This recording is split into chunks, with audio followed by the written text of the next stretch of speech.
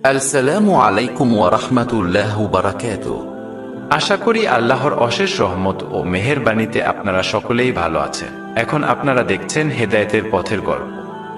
কক্সবাজার পৌঁছে একটা 5 স্টার হোটেলে উঠল সাদমান নুরাকে নিয়ে। দুজনেই ফ্রেশ হয়ে রুমেই রাতের খাবারটা আনিয়ে নিল। নুরা খাবারটা শেষ করে বিড়বিড় করছিল। সাদমান প্রশ্ন করল, কি বিড়বিড় করছেন আপনি? নুরা পানির গ্লাসে চুমুক দিয়ে শেষ করে বলল, আনাস ইবনু মালিক রাদিয়াল্লাহু তাআলা আনহু হতে বর্ণিত নবী সাল্লাল্লাহু আলাইহি ওয়াসাল্লাম বলেছেন, আল্লাহ তাআলার সেই বান্দার ওপর অবশ্যই সন্তুষ্ট হন যে বান্দা যে কোনো খানা খেয়ে কিংবা পানি পান করে এর জন্য আল্লাহর হামদ ও প্রশংসা করে। জামেয়াত তিরমিজি 1823 পৃষ্ঠা। সাদমান ভ্রু কুঁচকে বলল, এত সব আপনি মুখস্থ করে রাখেন কিভাবে? আমার মনে থাকে। কিভাবে জেনেছেন এগুলো? আমি অনেক হাদিসের বই পড়ি। বিরক্ত লাগে না? বিরক্ত লাগবে কেন, অনেক বেশি ভালো লাগে। কিছুক্ষণ থেমে নুরা আবার বলল, এই যে আমি কথায় কথায় হাদিস বলি, আপনার বিরক্ত লাগে? সাদমান মনে মনে ভাবল তার ততটাও বিরক্ত লাগে না, বরং শুনতে ভালোই লাগে। মনে হয় নতুন কিছু জানতে পারছে। সাদমান না সূচক মাথা নাড়াল। নুরা মুচকি হেসে বলল, আমরা কালকে কখন সমুদ্রে যাব? আমার ঘুম থেকে উঠার উপর ডিপেন্ড করে। কাজ না থাকলে আমি দেরি করে ঘুম থেকে উঠি। এত সুন্দর একটা জায়গায় এসে আপনি ঘুমাবেন? সুন্দর জায়গায় যারা থাকে তারা কি ঘুমায় না? নুরা কাচুমাচু করে বলল, তা না। বললাম আর কি?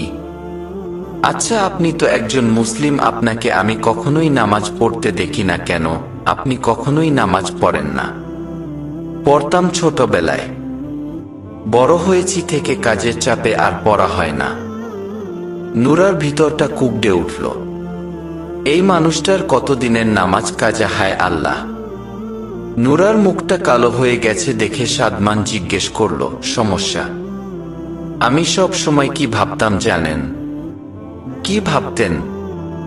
আমার যিনি স্বামী হবেন তিনি 5 ওয়াক্ত নামাজি, আমলদার, আল্লাহভীরু, রাসূল প্রেমী হবে। তার গাল ভর্তি থাকবে ঘন দাড়ি। একদম আমার চক্ষু শীতলকারী হবে সে। অথচ কথাটা শেষ না করেই নুরা দীর্ঘশ্বাস ছাড়ল। সাদমান কথাটা টেনে নিয়ে বলল, অথচ আমি তেমন না। নুরা মাথা নিচু করে ফেলল। সাদমান বিদ্রূপ করে বলল, যেখানে বিয়েটা আমাদের মতের বিরুদ্ধে হয়েছে সেখানে এত এক্সপেকটেশন রাখার মানে হয়? বিয়েটা তো ভেঙ্গেই যাবে। আমি দায়িত্ব নিয়ে এমন একজন হুজুরের সাথে আপনাকে বিয়ে দিব, কথা দিচ্ছি। নুরার বুকটা ছ্যাদ করে উঠল। বিয়েটা যেভাবেই হোক, কবুলটা তো সে মন থেকেই বলেছে। স্বামী হিসেবে মেনে নিয়েছে সাদমানকে। এটাই তো উচিত ছিল তার। এই কয়দিনে সাদমানের মধ্যে কোথাও একটা ভালো মানুষই দেখেছে সে। সেই ভালো মানুষটাতে সে মুগ্ধ হয়েছে। আজকে যখন সাদমান অপ্পটে বলল বিয়েটা ভেঙে যাবে, তখন বুকের মধ্যে চিনচিনে ব্যথা লাগাটা স্বাভাবিক। নুরা সাদমানের দিক থেকে সরে এসে জানালার পাশে দাঁড়াল। পূর্ণ চাঁদ উঠেছে আজ। এখান থেকে অনেক দূরে সমুদ্র দেখা যাচ্ছে।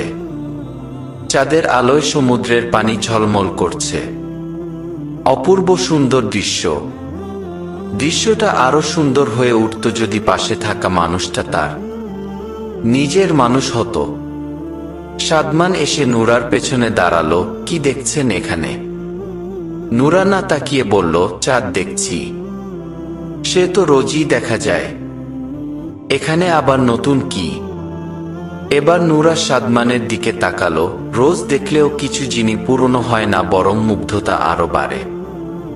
একদম হালাল সম্পর্কের মতো। যতদিন যায় মুগ্ধতা আরো বেড়ে যায় সম্পর্কে। চাঁদ ঠিক তেমনি। যত দেখি তত মুগ্ধ হই।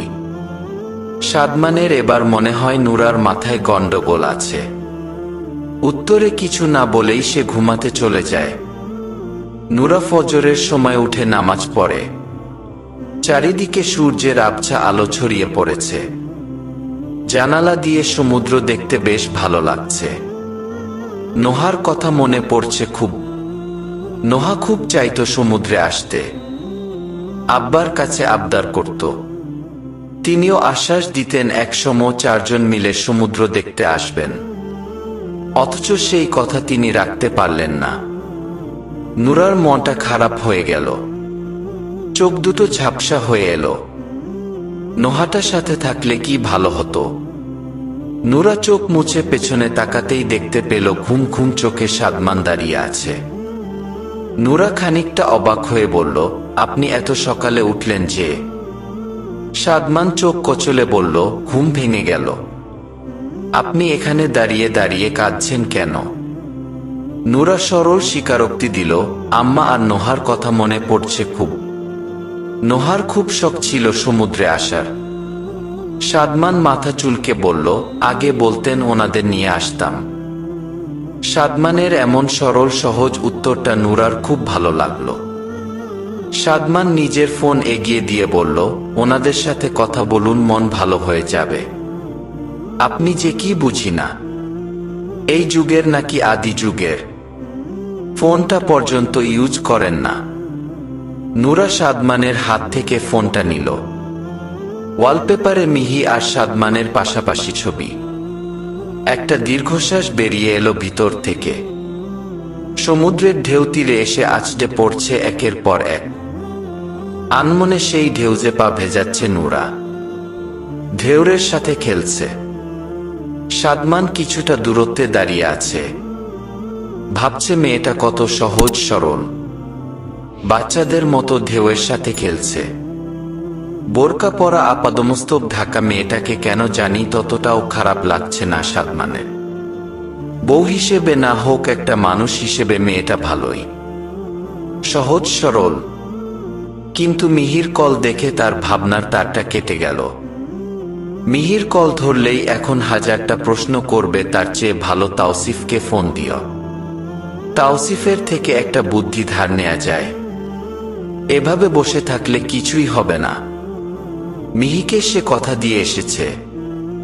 সাদমান এসব ভাবতে ভাবতে তাওসিফকে কল দিল। ওপাশ থেকে তাওসিফ ভারী গলায় বলল, হানিমুন কেমন চলছে দোস্ত? সাদমান বিরক্ত হয়ে বলল, শালার হানিমুন বুই নাই যার, তার আবার কিসের হানিমুন? কি বলছিস সাদমান? আস্ত একটা বউ সাথে রেখে এসব কি কথা? সব জেনে শুনে এসব বলছিস তুই? তাওসিফ শব্দ করে হেসে বলল, জানিস আমার খুব মজা লাগছে।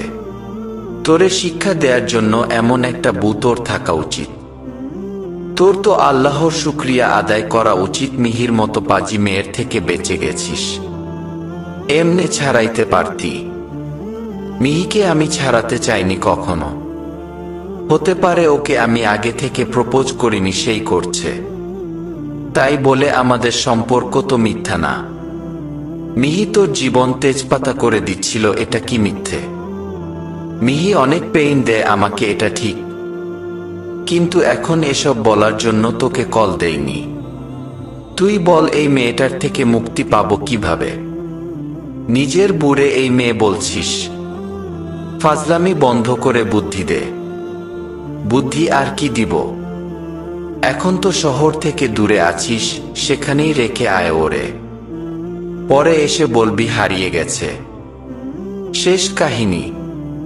কি বলছিস সত্যি এটা করব? হ্যাঁ এটাই কর। এখন রাখছি রে। তাওসিফ ফোন রেখে দিল। সাদমান ভাবছে বুদ্ধিটা খারাপ দেয়নি। এখানে মেয়েটাকে রেখে গেলে জীবনেও একা একা ফিরতে পারবে না। শুধু বুদ্ধি করে একটা জায়গায় রেখে চলে যেতে হবে।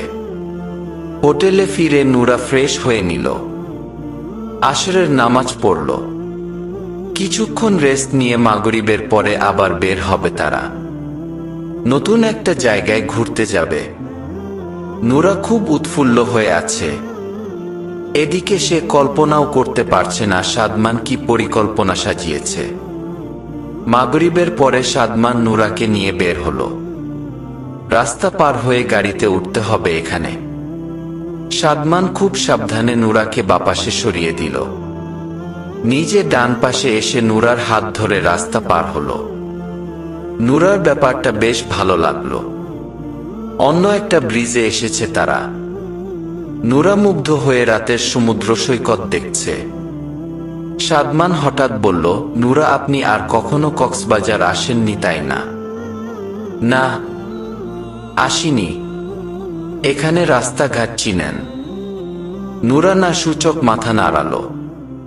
এখান থেকে একা একা আমাদের বাসায় ফিরতে পারবেন? আমি একা একা এত দূর কখনোই যাইনি। এখান থেকে আমি একা ফিরতেও পারবো না। এসব কেন জিজ্ঞেস করছেন? না, এমনিই জেনে নিলাম। আমি যদি এখান থেকে কোথাও হারিয়ে যাই আপনার তো ফিরতে হবে। হারিয়ে যাবেন মানে? সাদমান ঠোঁট বাঁকিয়ে হেসে বলল, এই ধরেন সমুদ্রে ডুবে গেলাম। আস্তাগফিরুল্লাহ, এসব কথা বলতে হয় না। নুরার মুখটা কালো হয়ে গেল। সাদমানের বেশ মজা লাগছে। এই মেয়েকে এখানে ছেড়ে গেলে আর কোনোদিন তার চেহারা দেখতে হবে না। দারুণ হবে ব্যাপারটা। সবাই জানবে নুরা হারিয়ে গেছে। আসল কাহিনী তো অন্যরকম। সাদমান আনমনেই হেসে উঠল। নুরা চমকে উঠে তাকালো তার দিকে।